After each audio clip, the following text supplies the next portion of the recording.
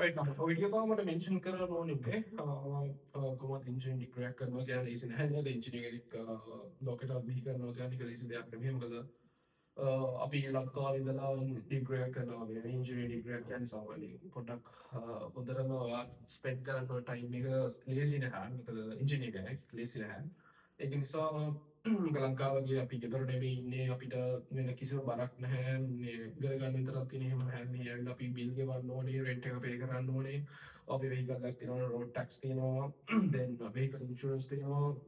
ඒවා ගැන බලන්න ඕනේ කාර්ගේ මේන්ටෙනන්ස් වැඩ තියෙනවා ඊට පස්සේ මට අපි පාර්ට් ටයිම් ස්ට්‍රෙස් එක තියෙනවා ඒගොල්ලෝ අපි ෆෝස් කරලා එතන ස්ට්‍රෙස් එක තියෙනවා then අපේ බැංකින් වැඩ අපේ එදිනදා ලයිෆ් එකේ මොන දෙන challenges ඔය ඔක්කොම ගිරනවා ඒකට තමයි ඒ ලීසි නැහැ ඔය ඔක්කොම අල්ලගෙන තමයි අපි ස්ටඩි එක කරන්නේ මේන් ફોකස් එක ස්ටඩි එකට දෙනවා අපි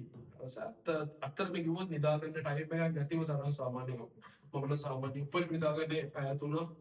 වගේ තමයි නිදාගන්නේ උදේ 6 ඉඳලා සාමාන්‍යයෙන් 9 වගේ වෙනකම් නිදාගන්න ලෙක්චර්ස් නැති දවසට එහෙම නැති වුණාම 3 ඉඳලා 6 වගේ නිකන් ඒ වගේ තමයි නිදාගන්නේ මොකද අපිට මට ටයිම් එක නැහැ මැනේජ් කරන්න ලොකු මැච් එකක් ප්ලේ කරන්නේ ඔයගොල්ලන්ට අර අපි දැන් මෙහෙම ඉඳලා කිව්වට තේරෙන්නේ ඒක බහැලම බලන්න ඕනේ කොහොමද කියලා මොකද easiest than as I mentioned ඒක ලේසි නැහැ but බැරි නැහැ අපේ ලංකාවේ මිනිස්සුන්ට මේවා නැති මොකද ලංකාවේ මිනිස්සු කියන්නේ මාර IQ එකක් තියෙන මාර knowledgeable මිනිස්සු ගන්න මාර තරගෙන හැකියාවක් තියෙන මොකද මම දන්නවා දැන් මේ මාර ඒගොල්ලෝ ඇවිල්ලා not only boys okay boys ලා නෙමෙයි girls ලා මේ මැච් එක විදිහට ප්ලේ කරනවා දර්ස්ලත් මේ විදිහට මේක ප්ලේ කරනවා. ඒතකොට හිතන්න ඒගොල්ලෝ කොහොමද මේකත් ප්ලේ කරන්නේ කියලා. අපිට එතකොට ඔක්කොම ගොඩක් කට්ටිය ශ්‍රී ලංකන් නොමිනේෂන් කට්ටිය තමයි. ඒ අතරින් ශ්‍රී ලංකන් කට්ටිය ස්පෙෂලායිස් මොකද ඒගොල්ලන්ට මාර අර ඉවසීමේ හැකියාවක් දැරීමේ හැකියාවක් තියෙන මගේ